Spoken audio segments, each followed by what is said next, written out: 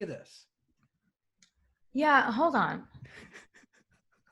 Hold on. It's natural.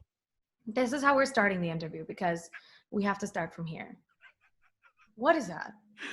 It is a gourd. Holy But I wonder if it organically grows this way or if they like strangle it around the base to get this different head here, you see? that looks like that looks It, I don't want to know that guy. I don't want to know that guy. I saw it at the grocery store and I said I had to have it. Yeah. Yeah. So I'm sure. I'm now sure you did say that. All right. Zach saying interview. It's 1,000. Here we go. Positions. Election. Action. Oh my God. Open this year really, really, really, really, really, really is traumatic for me. Like deeply, deeply upsetting. I usually go like on both hands, I can count how many times a year. You know this. We know this. Like, Zach and I will walk through the mazes and the haunted houses, and like the actors will be like, Ariana, how are you? And I'm like, what up, ghoul number 6? How's it going? We give a hug in the middle. They're supposed to be acting. It's like, you know what I mean? Like, this is my this is my time. This is my I feel like I can't like this year is just now it hits. You know what I mean? Like, why?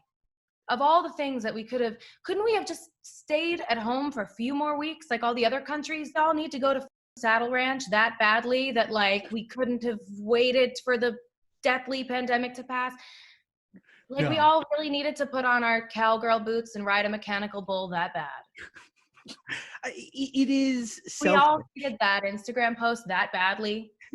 But by the way, like it's so selfish moment. Mom and Matt Bennett going to the booths before the shows and being like, want a picture? Well, sign up. Like it was funny. But yeah, I feel like that was such an awesome thing that we were able to do. And I don't know. I really hope that we're able to make a difference and take back our power this year. Very nervous. We're 17 days away now? My existence. Yeah, who you are. Oh God, I don't know. Holy shit.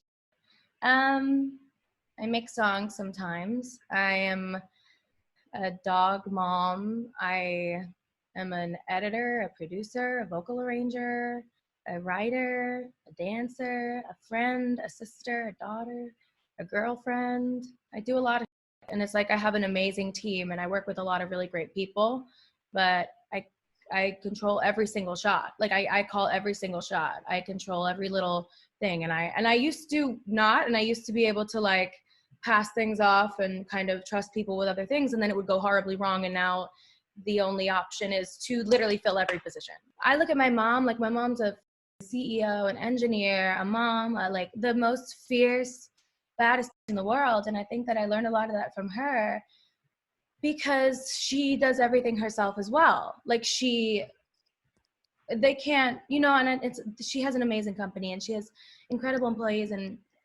brilliant engineers that are manufacturing marine communication equipment. Do you know what I mean? Like all day long. But she's a part of everything, like literally everything. She has to approve every call, every shot, every position.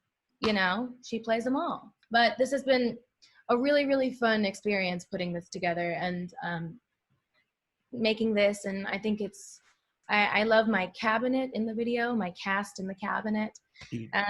Yeah, it's a group of individuals that I love. And I believe that we should see more people in power who look and are like them and us and we. And it's like, how are we going to get this right for a country that is made up of so many different, diverse, beautiful people if the whole is being ran by straight white old men? Like that's just not that's not fair.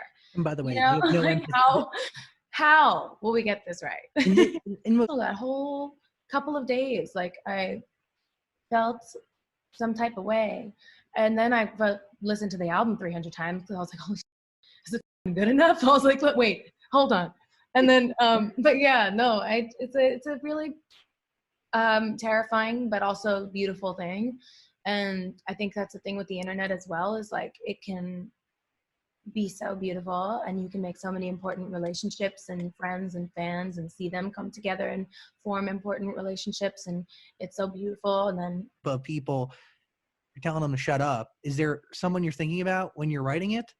yeah, I think shut up, because we want it to not be too like aggressive or preachy. It's just kind of like an invite to, you know, act different and not spend so much time being negative and trying to not waste your energy talking about people you hate, or, you know, so it's kind of about, I think, like haters in a way, but not really, because that sounds so corny, because it's not. It's about people who you feel badly for because they just live in the negative world, and you want them to just come hang with, you know, me and Taylor and Mikey, and we, you know, vibe, whatever, like whatever, or whoever fits in that circle, our circle. It's kind of just, yeah, leaving space for them to be better. Perfect way to start the album. You're basically saying like, here's me, here's my album, these are my stories. If you don't like what I have to say, like, worry about something else. Stop focusing on hating on me and everything else. Oh, sure. Yes. I love that that's what Dan says it means. I said yes.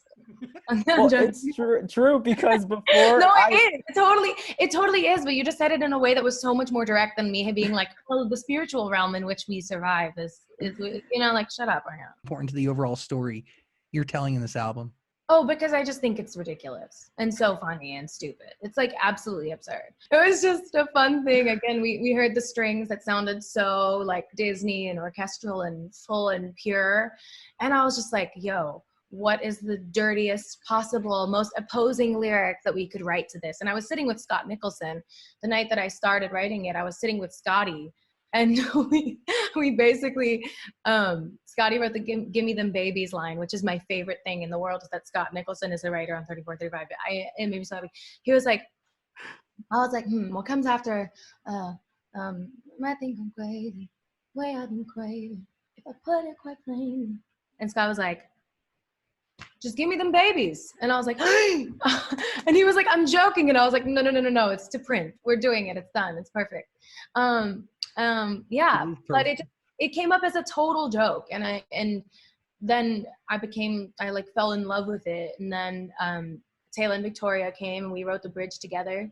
And it was so much fun on the album, and it has to happen. And it was the night after that big earthquake, scared the shit out of me. And I was like, 4.5, and I made a magic. And it was after the 4.5 one. So that's why that lyric is there.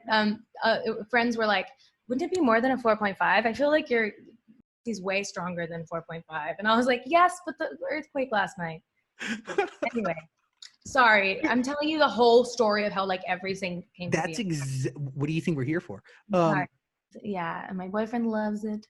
And he's like, girlies, yay.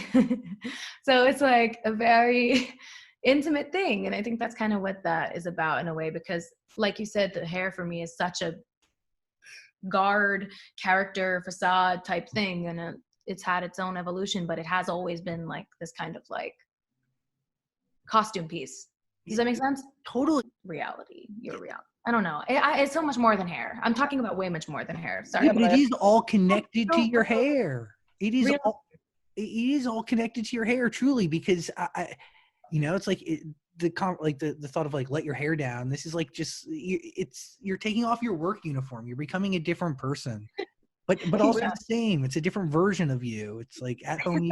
You being like at the end of the day, like you hang it up like right by the door or something. Yeah. I'm like, yo, Myron. I believe that you would have still created this album even if nobody was on the other side listening, because it just needed to be done. And I think you would still sing even if there was just 10 people in the room as opposed to 10,000. I did sing when there was 4 people in the room, and 3 of them were Frankie and 1 of them was my mom. You know what I mean? And that was, I don't know what the that meant, but I'm so glad it came out.